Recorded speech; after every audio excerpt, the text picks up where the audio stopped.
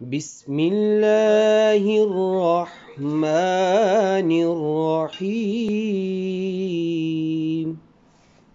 نحمده ونصلي ونسلم على رسوله الكريم وعلى آله الطيبين الطاهرين وعلى أصحابه أجمعين أما بعد فأعوذ بالله من الشيطان الرجيم بسم الله الرحمن الرحيم چینل فہم قرآن و حدیث کے سلسلہ فہم حدیث میں خوش آمدید۔ آج ہم بخاری شریف کی ایک حدیث مبارکہ پڑھنے اور سمجھنے کی سعادت حاصل کریں گے۔ دعا ہے رب کریم عمل کی بھی توفیق عطا فرمائے، آمین۔ عن انس بن مالک عن النبی صلی اللہ علیہ وآلہ وسلم قال ثلاث من كنا فيه وجد حلاوة الإيمان أن يكون الله ورسوله أحب إليه مما سواهما وأن يحب المرء لا يحبه إلا لله وأن يكره أن يعود في الكفر كما يكره أن يقذف في النار او كما قال النبي صلی اللہ علیہ وآلہ وسلم۔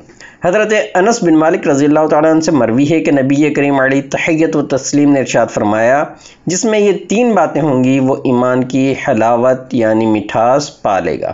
نمبر 1، اللہ اور اس کا رسول اس کے نزدیک سب سے زیادہ محبوب بن جائیں۔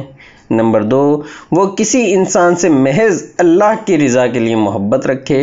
اور نمبر 3، وہ کفر میں واپس لوٹنے کو ایسا برا جانے جیسا کہ آگ میں ڈالے جانے کو برا جانتا ہے۔ امام نووی علیہ رحمہ اس حدیث مبارکہ کے تحت فرماتے ہیں کہ ایمان کی مٹھاس یعنی حلاوت سے مراد یہ ہے کہ انسان کو عبادت میں اللہ تعالیٰ اور اس کے رسول صلی اللہ علیہ وسلم کی خاطر تکلیف و مشقت برداشت کرنے میں لذت محسوس ہو، اطاعت الہی بجا لائے، ممنوعات شرعیہ ترک کر کے اللہ اور اس کے رسول صلی اللہ علیہ وسلم کی محبت کو دنیا اور اہل دنیا کی محبت پر ترجیح دے۔ حضرت قاضی ایاز مالکی علیہ رحمہ فرماتے ہیں کہ انسان کے دل میں اللہ سے محبت اور کفر سے نفرت اس وقت ہوگی جب اس کا ایمان مضبوط ہوگا۔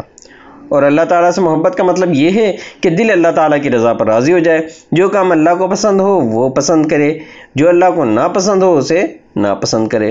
اور جب اللہ اور رسول کی محبت رگو پے میں بس جائے گی تو اس کا یہ لازمی اثر ہوگا کہ کفر سے نفرت پیدا ہو جائے گی۔ اس سے ظاہر ہو گیا کہ ایمان اور ان تین چیزوں میں تلازم ہے، یعنی جب ایمان پایا جائے گا تو یہ تین چیزیں بھی لازمی پائی جائیں گی، اور جب یہ تین چیزیں پائی جائیں گی تو ایمان بھی ضرور پایا جائے گا۔ دعا ہے رب کریم ہمیں اپنی اور اپنے پیارے حبیب صلی اللہ علیہ وآلہ وسلم کی سچی محبت عطا فرمائے، آمین۔ زندگی نے وفا کی تو اگلی ویڈیو میں پھر ملاقات ہوگی، اس وقت تک کے لیے اللہ حافظ، السلام علیکم ورحمۃ اللہ وبرکاتہ۔